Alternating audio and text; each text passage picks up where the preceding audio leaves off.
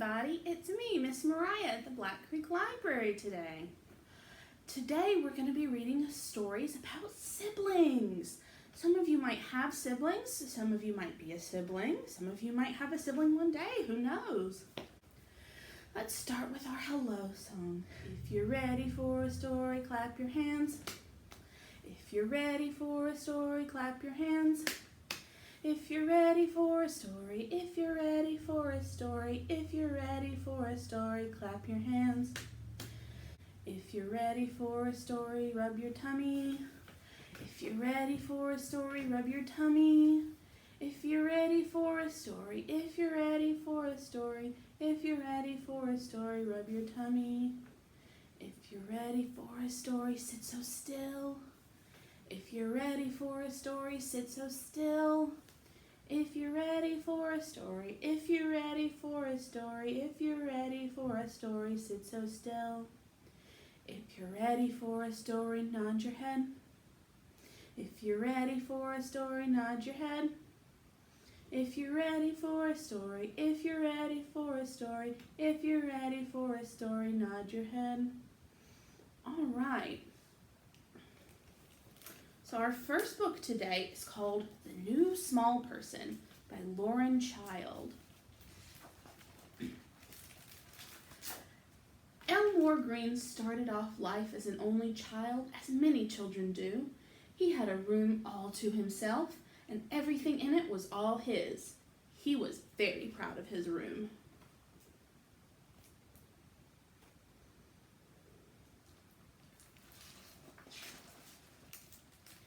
He watched all his favorite cartoons on his own little TV set. No one ever changed the channel. He could line up all his precious things on the floor, and no one moved them 1 inch.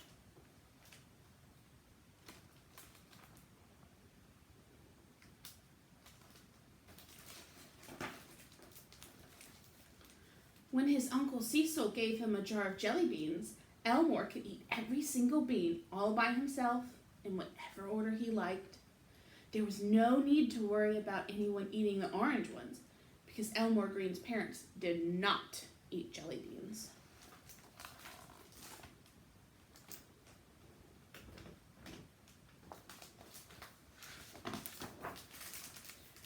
Elmore Green's parents thought he was simply the funniest, cleverest, most adorable person they had ever seen.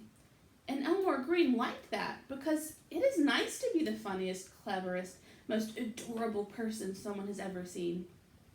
But then one day, everything changed.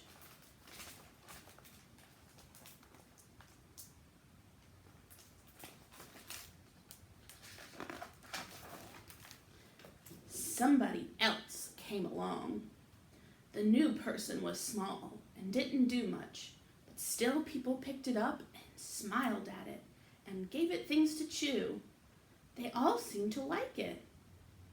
Maybe a little bit more than they liked Elmore Green.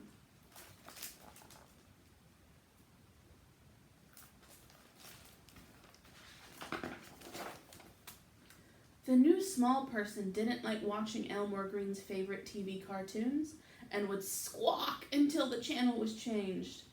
Elmore did not find shows for small people at all stimulating. But everyone said that the small person couldn't help it because it was only small.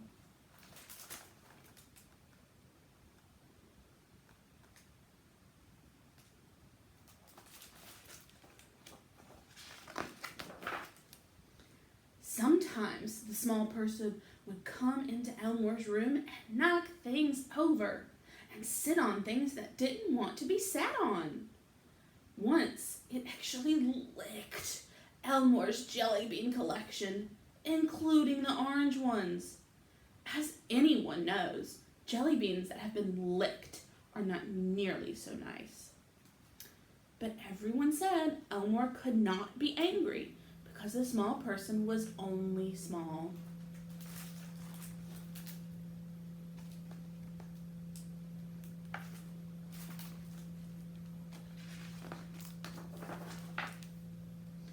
Elmore Green wished the small person would go back to wherever it came from.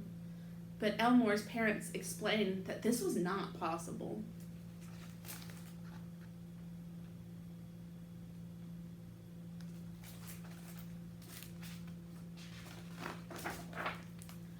The small person got bigger, and things got much worse. One day, Elmore found the small person wearing his fourth most favorite outfit, without asking. "That's mine," said Elmore. "It is not for small people." "I want to be the same as you," said the small person. But Elmore Green did not want to be the same as someone small.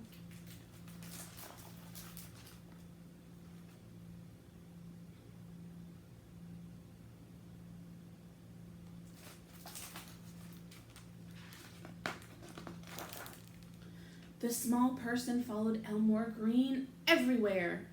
It wanted to sit next to him. It wanted to copy everything that Elmore did. It wanted to be everywhere that Elmore was. "Where are you going, Elmore?" said the small person. "Nowhere," said Elmore. "Can I come?" said the small person. When the small person said things like this, Elmore Green would go and sit up in a tree. He did not want someone small following him around.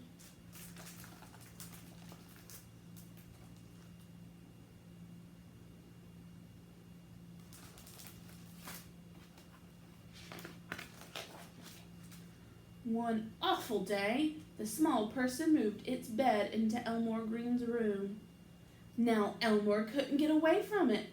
It was always there, looking at him. Sometimes it would stretch out its arms and say, "Huggy!" But Elmore didn't want to cuddle up to someone so small. However, one night everything changed.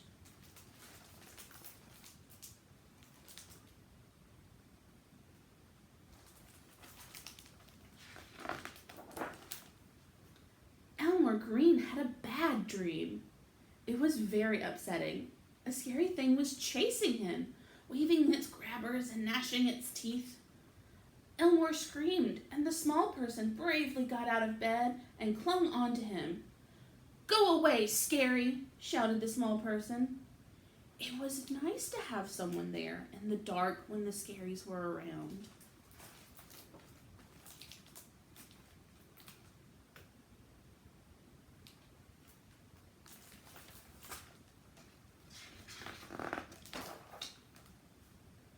A few days later, Elmore Green was lining up all his precious things, so they reached from his bedroom door all the way down the stairs. It was a very long line of things. The small person was amazed. "Ooh," it said. "I could make them reach to the front door if I had more things," said Elmore. "I have more things," said the small person. "I have at least 5 or 3 things. You can have them." It felt good to have someone there who understood why a long line of things was so special.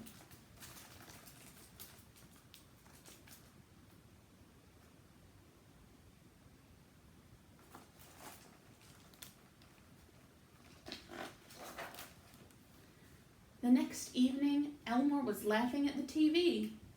The small person looked at Elmore and then at the TV, and then he laughed too. It was very funny. More funny somehow with 2 people laughing than just one.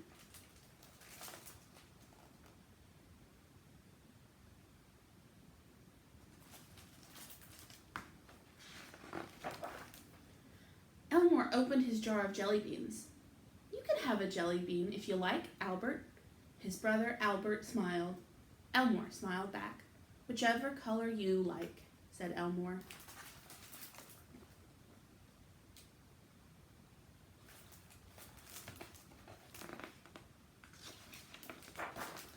Except orange.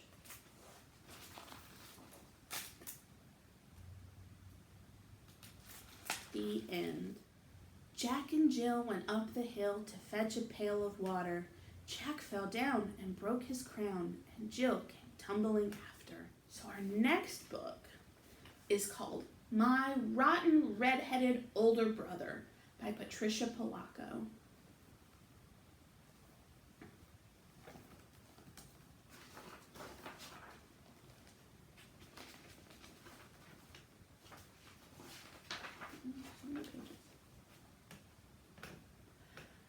brother and our mother and I all lived with my grandparents on their farm in Union City, Michigan. Now my babushka, my grandmother, knew lots of things. She knew just how to tell a good story. She knew how to make ordinary things magical. She knew how to make the best chocolate cake in Michigan. After she told my brother and me a grand tale from her homeland, we'd always ask, "Bubby, is that true?" She'd answer, "Of course it's true, but it may not have happened." Then she'd laugh.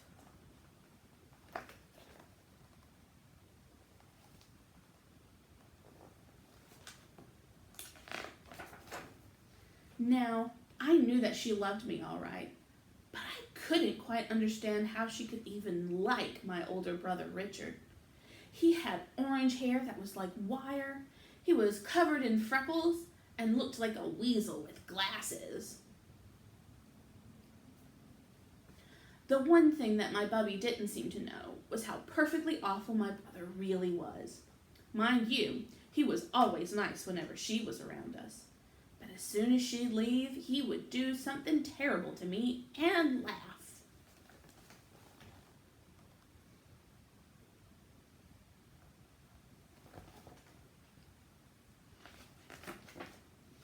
There were so many things that I couldn't stand about him. The worst was that he was always telling me he could do just about everything better than I. "Bet I can pick more blackberries than you can," he jeered at me one day. "No, you can't." "Can so." "Cannot." "Can," he whispered. "Not," I said louder.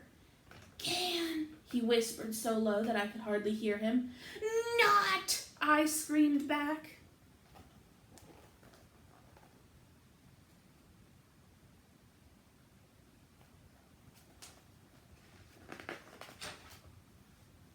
We both picked berries for most of the afternoon. Well, he upped and did it. He not only picked more berries than I, he set a record that wasn't even challenged for the next 10 years. "You make me sick, Richard Barber," I yelled at him. Then he smiled that smile only a rotten red-headed older brother could smile.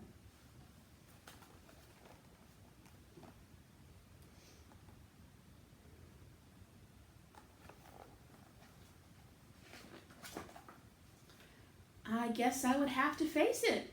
He could run the fastest, climb the highest, throw the farthest, sit the longest, get the dirtiest, burp the loudest, and spit the farthest. He had no equal, certainly not me. "And I'm 4 years older than you. Always have been and always will be," he sneered.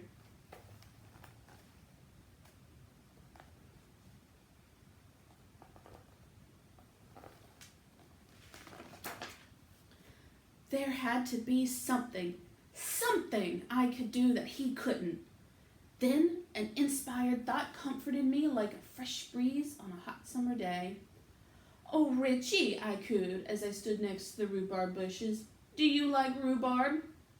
"No," he said. "It's the sourest stuff on this planet." Now, I knew at long last that I had him. "Bet I can eat more of this raw rhubarb than you can without getting the puckers," I challenged. "I don't think so." "I do." "I don't," he said, narrowing his eyes. "I do," I insisted. "Don't," he hissed, and looking smug. "Do," I said furiously as I grabbed the first stalk and started chewing it down almost to the leaf.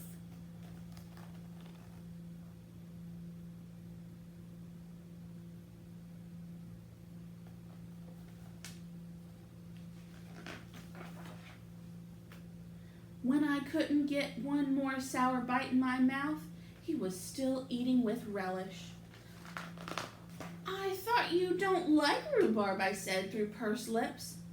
"I don't like it. I love it," he announced as he popped the last stalk into his mouth. I was so mad I couldn't even feel how my belly was starting to ache. "I can't stand you, Richard Barber. I double dog can't stand you," I screamed as I went into the house to be consoled by my grandmother. "Yeah, and I'm 4 years older than you too, you little twerp." Always have been and always will be," he called after me. Then he laughed that rotten, red-headed older brother laugh.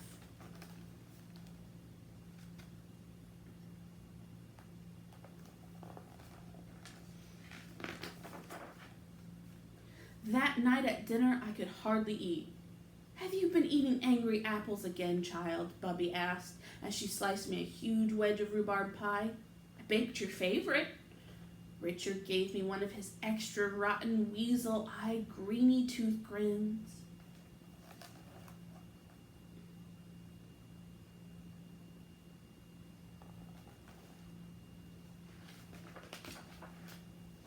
At bedtime, my Bubby came and sat on the edge of my bed like she did every night. "Look, a falling star," she said. We watched it streak across the sky. Then she spit twice between her fingers and gave her chest a loud slap. "Why did you do that, Bubby?" I asked. "I was making a wish." "Didn't you know that wishes on falling stars come true?" At last, I knew how I was going to get back at my brother. For the longest time, I watched the dark sky until I saw a star shoot across the night. Then I spit between my two fingers and slapped my chest. It was done. My wish was to do something, anything, better than my brother. I'd show him.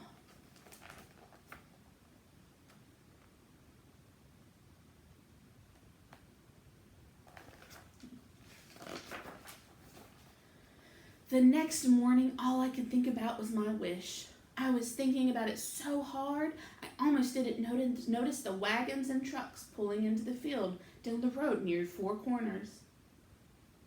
"A traveling carnival," my brother shouted as he ran towards me. "They're setting up right here in our field." "Bet I can eat more hot dogs than you can," he teased. He was already starting it, but this time I was going to do something so incredible that even he would have to sit up and take notice. I had a star wish. I'd show my rotten, red-headed older brother all right.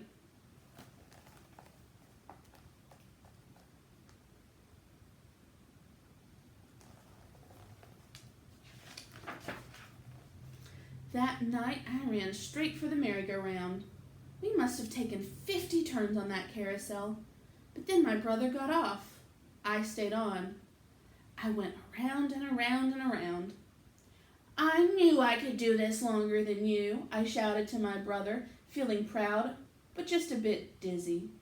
"Tricia," I heard my Bubby call out, "get off from that thing. It's time to go home."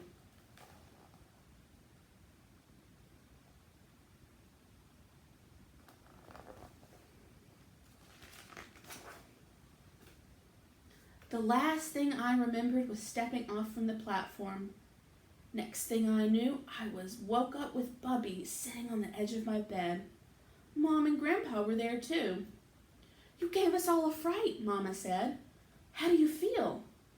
"What happened?" I asked. "You fell," my rotten, red-headed older brother announced with the biggest grin on his face.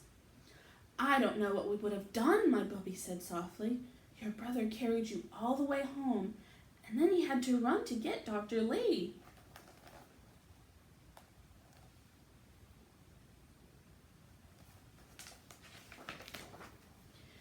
"You had to have stitches. I watched it all," he said excitedly. "You fell off the merry-go-round, right into some pop bottles," my grandpa announced. "You even passed out," my brother chirped. "Looks like you finally did something special." It was from that exact moment that our relationship changed somehow. "Thanks, Richie," I said to him. "What's the big brother for anyway?" he said, blushing.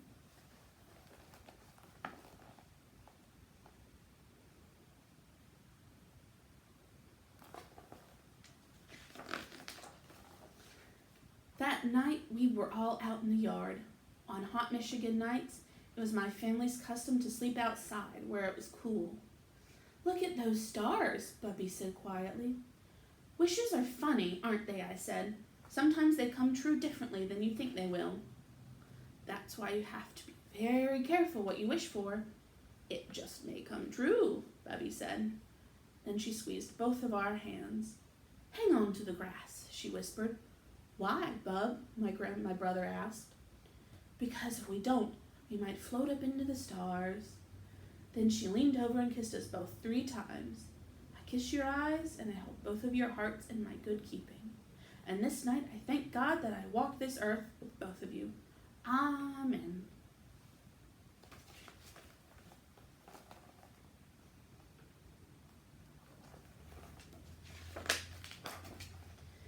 Then we all just lay on our blankets in the gentle summer night.